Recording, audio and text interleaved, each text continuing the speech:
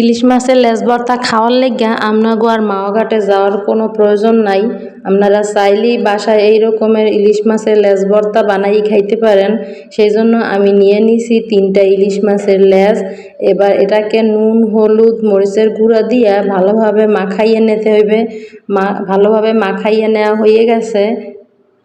এবার আমি চুলায় একটা কড়াই বসাইয়ে দিমু। এই কড়াইয়ের মধ্যে দিয়ে দিমু কতগুলা আচারের তেল। তেলগুলা ভালো করে গরম করা হয়ে গেলে এর মধ্যে সেই লেজগুলা দিয়া ভালোভাবে লাল লাল করে ভাজে নিতে হইবে।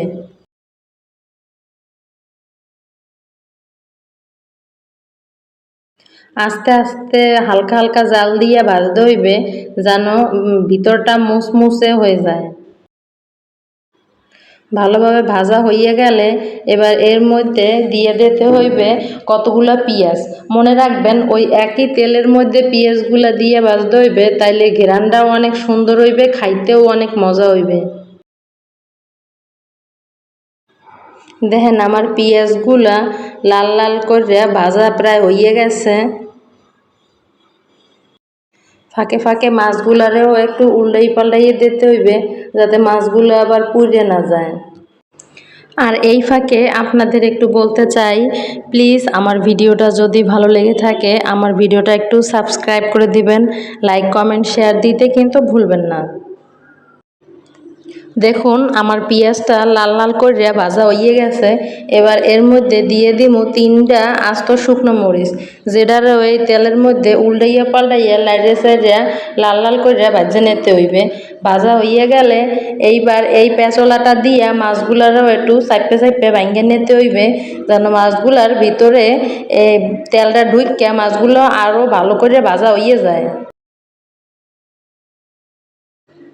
ভাজা শেষ, এবার তুলে নেওয়ার পালা। তোলা হইয়া গেলে এবার মাছগুলারে একটা কাপ দিয়া চাইপে চাইপে মাছগুলারে ভাঙ্গে নিতে হইবে এবং কাঁটাগুলাও ছাড়াই নিতে হইবে। আপনারা চাইলে অন্য কোনো কিছু দিয়েও চাইপে চাইপে মাছগুলা এরম ভাঙ্গে নিতে পারেন এবং কাঁটাগুলা বাইছে নিতে পারেন। এবার মাছ থেকে কাঁটাগুলা আলাদা হইয়া গেলে কাঁটাগুলারে একটা একটা করে বাইছে নিতে হইবে। ভালো করে বাছতে হইবে যেন এর মধ্যে কোনো কাঁটা না থাকে, কারণ কাঁটা থাকলে খাইতে গেলে আবার হইয়ে গলায় বাজতে পারে। এই কাঁটার কারণে তো অনেকেই ইলিশ মাছের লেজই খাইতে চায় না। আমার বাছা শেষ। এইবার এই বাছা মাছগুলানরে পেঁয়াজ দিয়া আর সেই টালা মরিচ দিয়া ডল্লা ডল্লা মাখাই নিতে হইবে।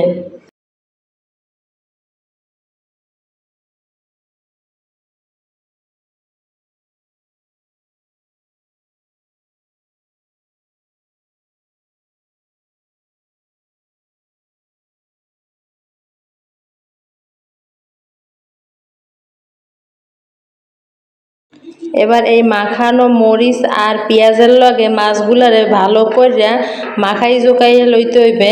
এরপর এর মধ্যে একটু কাঁচা পেঁয়াজও দিয়ে দিলাম যাতে স্বাদটা আরও ভালো লাগে।